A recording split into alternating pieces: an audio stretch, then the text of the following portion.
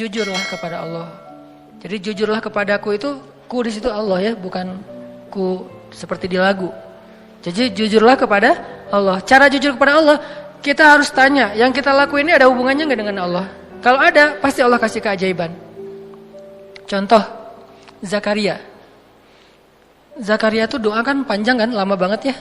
Berdoa dari sejak beliau muda sampai beliau tua. Tapi coba perhatikan kalimat doa Nabi Zakaria ketika beliau sudah tua. Ada 2 kalimat, ada di surat Ali Imran, ada di surat Maryam.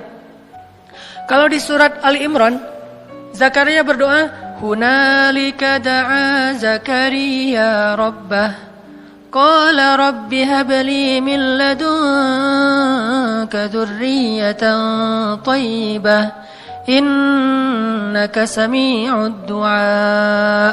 Kalau di surat Maryam, wa inni khiftul mawaliya min wara'i wa kanat imraati 'aqira fahab li min ladunka waliya yarithuni wa yarithu min ali Yaqub waj'alhu rabbi radiyya. Apa rahasia di antara 2 kalimat ini? Kenapa Nabi Zakaria berdoa panjang dalam hidupnya belum Allah kabulkan? Bukan tidak, belum.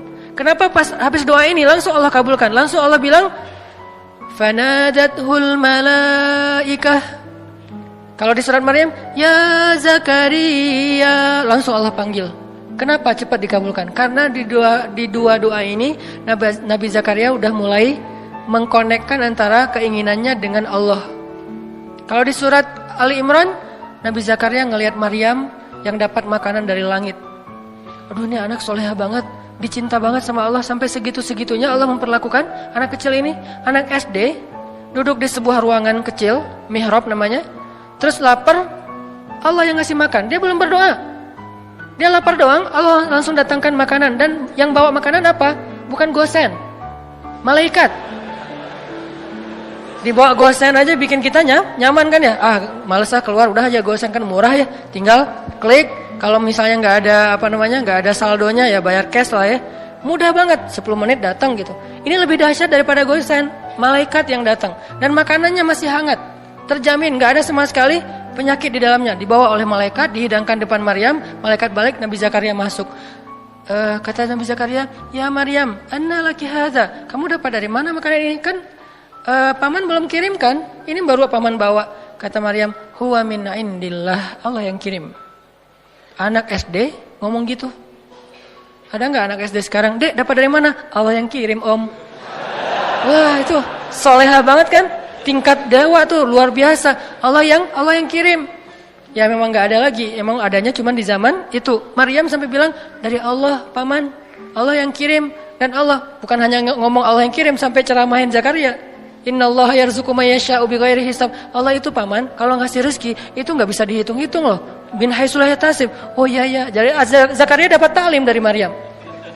Cuma nanya satu hal tapi dapat ilmu lebih dari yang dia tanya. Ya Maryam, anna laki hadza. Kamu dapat dari mana Maryam?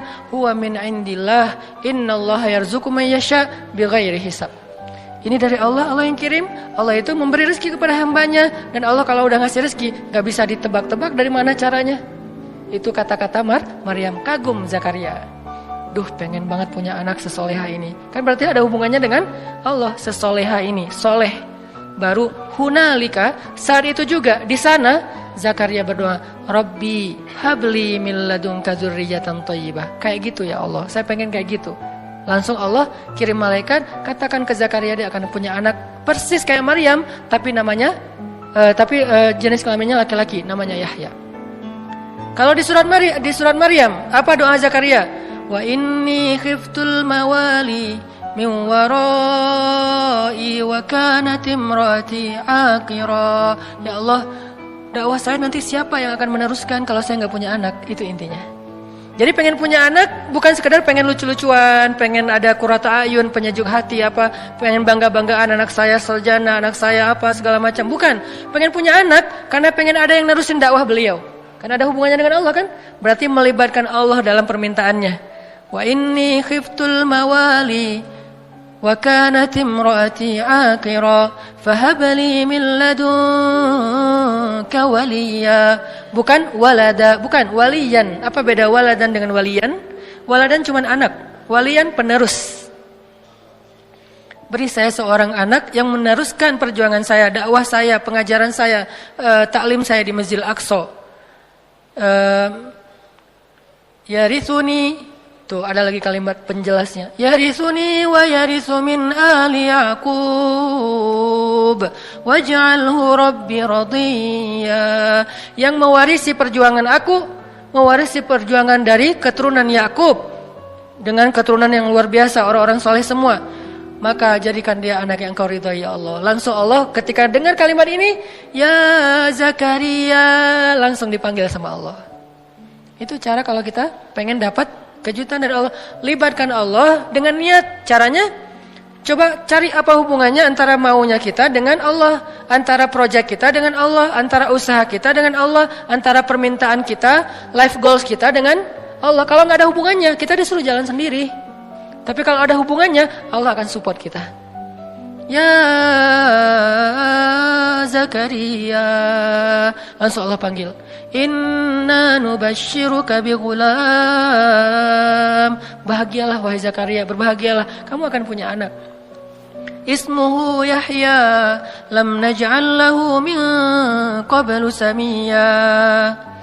وآتيناه الحكم صبيا وحنانا من لدنا وزكاة وكان تقيا وبرا بوالديه ولم يكن جبارا عصيا وسلام عليه يوم ولدا ويوم يموت ويوم يبعث حيا. Spesifik, luar biasa nih. Dikasih dengan spesifik yang istimewa, bukan cuma ini anak laki-laki yang kamu minta, enggak. Allah langsung kasih tahu anak itu kayak gimana. Anaknya cerdas, anaknya soleh, anaknya terjaga, anaknya nggak pernah nggak pernah emosian, anaknya nggak pernah baperan, nggak pernah durhaka, nggak gini. Baik banget. Kalau di surat Ali Imran dia siddiqan wa hasuran wa nabiyan, musaddiqan wa hasuran wa nabiyan, anak yang meneruskan perjuangan dakwah, anak yang hasur, menjaga kehormatan, anak yang nabiyan, menyampaikan kebenaran. Ini luar biasa. Kenapa? Karena Zakaria mengaitkan keinginannya dengan Allah. Jadi kalau kita punya satu keinginan, punya satu, bahkan mungkin bukan hope, tapi wish, sesuatu yang kadang-kadang kayak gak kebayang kita bisa gak sih? Gak masalah, make a wish, kita bikin sebuah harapan yang menurut kita mungkin gak susah diwujudkan, tapi ketika sebuah harapan yang kita anggap sesuatu yang gak mungkin dilibatkannya kepada Allah, apa sih yang gak mungkin buat Allah? Apa sih yang sulit buat Allah? Bukankah semuanya itu ada dalam pengaturan Allah? Biyadihil mulk. Arti biyadihil mulk, semuanya itu dalam kekuasaan Allah Subhanahu wa taala. Terserah Allah mau diapain, caranya di sini. Faman kanat hijratuhu ilallahi wa rasulih, fa hijratuhu ilallahi wa rasulih. Akhirnya para sahabat yang berhijrah dalam konteks hijrah, berhijrah meniatkan karena Allah. Contohnya, misalnya ada yang berhijrah seorang diri, seperti Suhaib Ar-Rumi. Banyak sahabat yang hijrah seorang diri. Beda sama Umar ya. Kalau Umar kan hijrahnya posting ya. Sebelum hijrah posting dulu. Captionnya, ahli Mekah, orang-orang Mekah. Dia mention satu persatu. @Abu Jahal, @Abu Sufyan. Satu-satu di mention sama Umar. Terus terakhir pakai hashtag ahli Makkah, ya ahla Makkah, ya ma'syara Quraisy, ya Aba Jahal, ya Aba Sufyan, ya banyak banget. Ya itu kan ya, bahasa Arabnya ya, bahasa Instagramnya . Setelah dimention satu-satu dia bilang apa? Fa'lamu anni muhajir. Ketahuilah kalian, gua pengen hijrah. Hijrahnya tuh dikapitalin lagi tuh, gede tulisannya biar orang tahu kalau dia mau hijrah. Terus di bold, saya mau hijrah. Siapa yang pengen istrinya jadi janda, anaknya jadi yatim, tunggu saya di balik bukit itu. Ditunjukin Sherlock bukit mana yang disuruh tungguin. Saking spesifiknya Umar bin Khattab, nggak ada yang berani nungguin Umar. Tapi pertanyaan saya, ini mungkin pertanyaan penasaran, kenapa Nabi nggak hijrah bareng Umar aja kalau kayak gitu? Kan hijrah bareng Umar aman banget kan ya? Kata Umar, orang Mekah, gua mau hijrah bareng Rasulullah. Ada yang berani nungguin nggak? Siapa yang mau istrinya jadi janda, anaknya jadi yatim, tunggu kami, saya dan Rasulullah di belakang bukit. Kan aman tuh hijrahnya. Kenapa Nabi nggak hijrah bareng Umar aja sih, biar gampang, nggak ada adegan Surakoh, nggak ada adegan sembunyi dalam gua Thur, nggak ada adegan diikat talinya oleh anaknya Abu Bakar, Asma binti Abu Bakar. Kan nggak ada adegan-adegan yang sulit. Nggak ada adegan Ali harus tidur di tempat tidurnya Nabi. Kenapa? Hijrahnya dikawal sama Umar bareng dengan Hamzah, dua petarung Mekah yang disegani, nggak ada yang berani sama dua orang ini nih. Di depan Umar, di belakang Hamzah. Siapa yang berani mencegat sebuah karavan manusia yang di depannya Umar, belakangnya Hamzah? Nggak ada yang berani. Buktinya pas di Mekah mereka lagi demo, kan mereka pernah demo di Mekah. Awal-awal Umar masuk Islam dengan Hamzah kan demo kan. Langsung demonya apa? Demonya dengan keluar dan mengatakan La ilaha illallah Muhammadur Rasulullah, La ilaha illallah Muhammadur Rasulullah, keliling Mekah, keliling Ka'bah. Demo rame-rame. Di depannya Umar, di belakangnya Hamzah. Kata Abu Jahal, kalau orang yang seperti ini, kalau demo seperti ini, nggak ada yang berani mendekat. Di depannya Umar, di belakangnya Hamzah. Kalau nggak, bakalan habis tuh. Kenapa Nabi nggak hijrah dengan cara kayak gitu aja? Kenapa hijrahnya pakai orang yang paling lemah fisiknya, paling lemah kaumnya, paling miskin hartanya? Abu Bakar itu orang kaya tapi udah jatuh miskin waktu itu. Ini artinya Allah pengen ngajarin kita tentang hijrah biar Allah aja yang terlibat, bukan Umar, bukan Utsman yang kaya, bukan Hamzah, bukan siapapun. Makanya yang ngebantu Nabi dalam hijrah itu Allah langsung. La tahzan innallaha ma'ana, bukan inna Umara ma'ana, inna Hamzah ma'ana, inna Utsman ma'ana, inna qaumana ma'ana, bukan. Di situ Allah ngajarin kepada kita lewat adegan Rasul hijrah. Kalau kita melibatkan Allah, hijrah kita lebih aman daripada melibatkan manusia. Seandainya mau dengan logika kita, pasti Nabi akan hijrahnya bareng Umar. Umar tunggu dong, hijrahnya bareng. Kalau Nabi mengajarkan itu, berarti kita tidak dapat pelajaran hikmah, tauhid, akidah, iman, hadis ini dari hijrah Rasul. Nabi malah bilang, kalian hijrah duluan masing-masing. Umar hijrah, yang lain pada hijrah. Utsman malah udah duluan, walaupun kemudian balik lagi, duluan ke Habasyah. Akhirnya Nabi memilih Abu Bakar As-Siddiq. Ya Abu Bakar, nanti tengah malam masih pakai ikhtiar tengah malam. Kenapa nggak siang bolong? Kalau siang bolong konyol namanya. Tapi kan Nabi nggak akan dibunuh. Kalau Nabi nggak akan dibunuh, tapi kalau kita niru Nabi, kita akan dibunuh. Jadi Nabi tidak mencontohkan sesuatu yang nggak bisa ditiru. Nabi mencontohkan sesuatu yang bisa ditiru oleh umatnya. Kalau beliau gampang, beliau punya mukjizat. Kalau Nabi mau, Nabi Musa itu membelah laut. Nabi Muhammad lebih dahsyat, membelah bulan. Lebih dahsyat daripada Musa. Musa belah laut, Muhammad membelah bulan. Sulaiman menguasai jin, Muhammad mengislamkan jin. Sulaiman jin dikuasai tapi tidak masuk agama Hanif. Ketika Sulaiman wafat, jin kufur lagi gitu kan. Tapi Muhammad mengislamkan jin.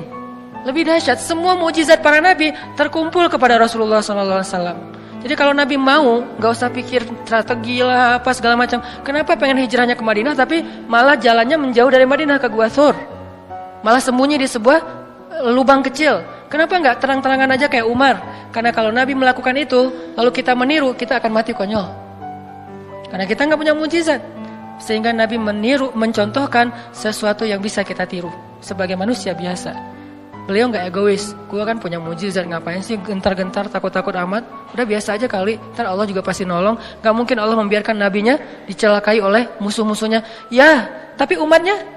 Sehingga Nabi contohkan, kalau saya contohkan ke gini, kasihan umat saya, nanti gak bisa niru. Kalau mereka tiru yang ini, habis mereka. Sehingga saya contohkan sesuatu yang kalau mereka tiru, mereka aman. Caranya berstrategi lah, caranya pakai taktik, caranya bersiasat, dan seterusnya dan seterusnya. Dipilih Abu Bakar. Tapi kalau pakai Umar, nggak ada pelajaran akidah. Makanya Nabi memberi banyak pelajaran dalam hijrah. Hijrah dengan Abu Bakar. Ketika ada masalah, Abu Bakar bilang, ya Rasulullah, kalau mereka ngelihat ke arah kaki mereka, itu kan bukan gua lebih tepatnya, kayak lubang gitu. Nabi dengan Abu Bakar sembunyi di dalamnya. Orang-orang pembunuh bayaran, para hunters, dan di antara mereka itu ada legend, yaitu Surakoh. Paling legend lah dalam membaca jejak. Dia tuh udah terkenal banget. Nggak mungkin lolos dari Surakoh itu susah banget. Dia bisa ngelihat jejak onta udah berapa lama hangat atau udah dingin.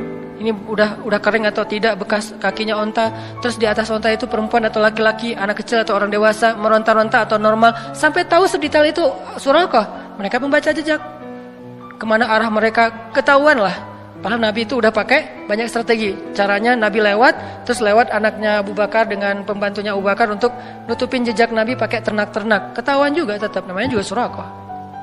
Udah berdiri depan gua Suraqah and the gang, Nabi di dalam sembunyi.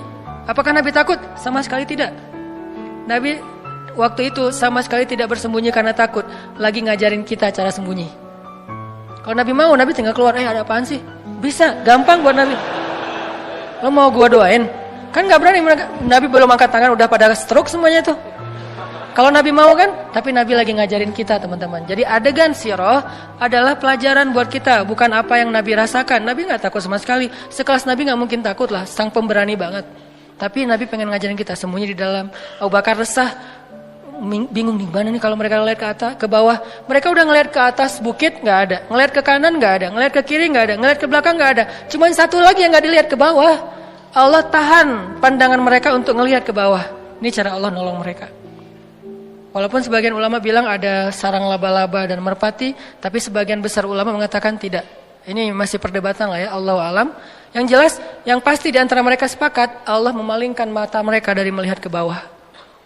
Sehingga Abu Bakar bilang, ya Rasulullah, kalau mereka ngelihat kita ke bawah pasti ketahuan. Terus ntar kita gimana ngelawan mereka? Kita nggak bawa senjata. Berdua pula, mereka ada lebih dari 20 orang dan semuanya itu petarung. Nabi mengatakan, ya Abu Bakar, ma zannuka bisnain? Ya Abu Bakar, kenapa kamu pikir kita cuma berdua? Ini melibatkan Allah. Ini di sini nih. Kenapa kamu pikir kita cuma berdua, Abu Bakar? In Allahu salisuhuma. Allah yang ketiga. Jadi kalau kita berdua, mungkin kita perlu khawatir. Tapi kalau kita bertiga, la tahzan, innallaha ma'ana. Enggak usah khawatir Abu Bakar, Allah bersama kita. Abu Bakar orang soleh, digituin, ya langsung tenang.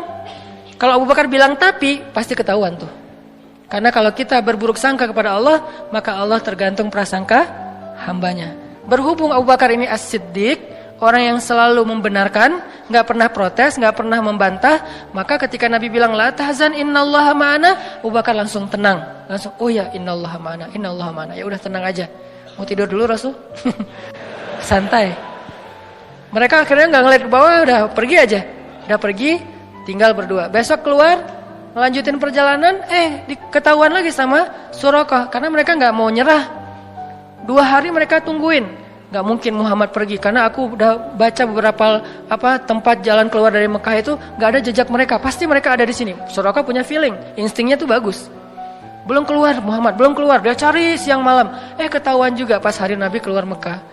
Dari kejauhan Suraqah ngelihat. Pas Suraqah ngelihat, dikejar oleh Suraqah, kan Nabi udah bilang innallaha ma'ana, Allah bersama kita, biar Allah aja yang beresin Suraqah, nggak usah kita jalan aja santai. Abu Bakar jalan, nggak usah dipercepat langkahnya. Sampai Nabi bahkan nggak mempercepat langkahnya loh. Dikejar sama Suraqah dengan ontanya yang cepat, Nabi santai aja. Kenapa? Biar Allah aja yang beresin dia. Ternyata Allah punya cara yang lebih indah daripada yang kita bayangin. Kalau kita punya teman yang tangguh kayak Umar bunuh Suraqah, gitu kan? Umar pasti akan ngeluarin pedang. Kalau Allah tidak membunuh Suraqah, tidak menaklukkan fisik Suraqah, tapi menaklukkan hati Suraqah. Gitu yang paling indah. Makanya biarin Allah yang beresin urusan kita. Allah punya cara yang lebih smart daripada cara kita. Namanya apa?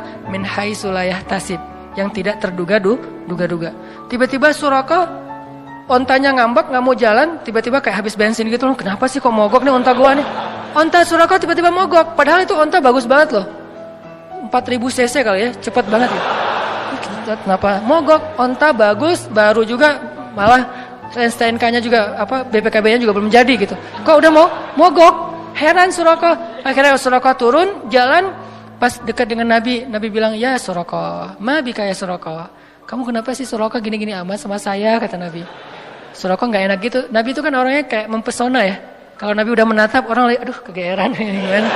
Nabi itu keren banget loh. Bukan dalam arti negatif ya, dalam arti nggak enak. Orang segan sama Nabi itu segan banget. Kalau ngelihat wajah Nabi langsung yang marah nggak jadi marah. Saking sempurnanya akhlak Nabi SAW. Jadi kalau Yusuf sempurna fisiknya, Nabi sempurna akhlaknya. Yusuf mempesona fisiknya, Nabi mempesona akhlaknya. Jadi kalau ada cewek ke Yusuf kelepek-kelepek, ke Nabi kelepek-kelepeknya jadi masuk Islam. Siapa? Sofia.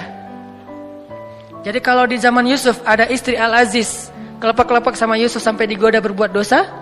Kalau Nabi kelepek-kelepek bukan digoda buat dosa, jadi taat. Itu kan keren banget ya. Gara-gara dekat sama Nabi yang tadi benci banget, kata Sofia, tidak ada orang yang lebih saya benci di muka bumi daripada Muhammad. Tiba-tiba setelah beberapa saat Nabi ngomong, terkesima dengan kata-kata Nabi, santun banget, pemilihan diksinya tuh tepat banget, sampai kemudian dia bilang tidak ada orang yang lebih saya cintai di muka dunia daripada Muhammad. Dari benci banget jadi cinta banget. Langsung dia bilang, ya Muhammad, saya pernah mimpiin kamu loh, gitu ngomongnya. Tadi nggak ngomong, diam-diam aja, diam-diam baik. Sekarang saya pernah mimpiin kamu loh katanya.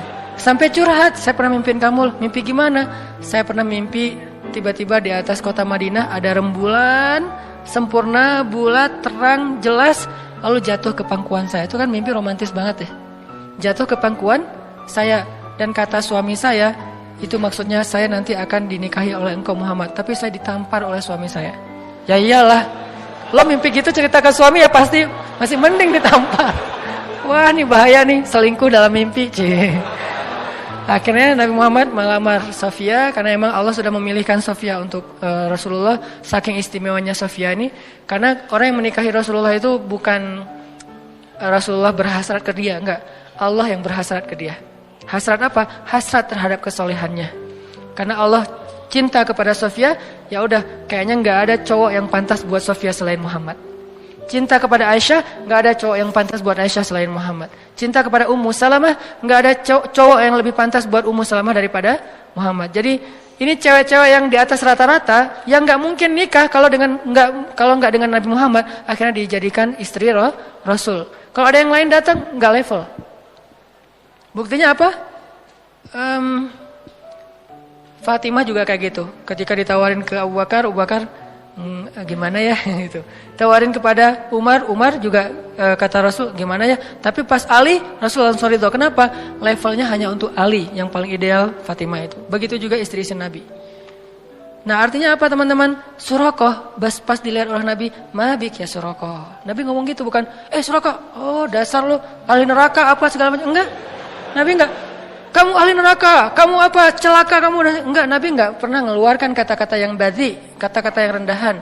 Nabi bilang, "Mabi kayak Surakoh." Surakoh langsung jadi tadi pakai pedang terus langsung disarungin, disembunyiin belakang jubah gitu. Terus dengerin Nabi bilang, "Ya Surakoh, gimana kalau misalnya kamu memakai mahkota dan jubahnya Kisra. Kisra raja Persia," kata Surakoh. "Ya, raja Persia." Mau.